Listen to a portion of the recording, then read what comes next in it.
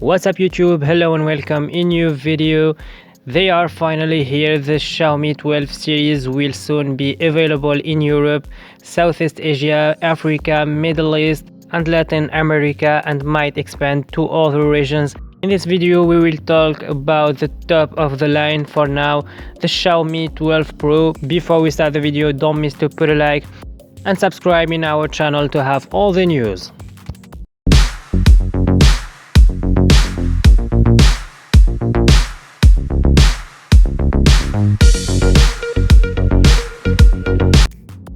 Xiaomi 12 Pro will start at $1,000, €1,000 for a unit with 8GB of RAM and 256GB of storage. A version with 12GB of RAM will be available too, with the same 256GB of storage.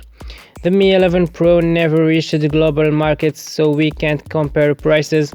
The display, it comes with LTPO AMOLED, 1B colors, 120Hz refresh rate. It comes with 6.73 inches, protected by Corning Gorilla Glass Victus. The chipset here is from Qualcomm Snapdragon 8 Generation 1 with 4nm. It's really amazing chipset, one of the best in 2022.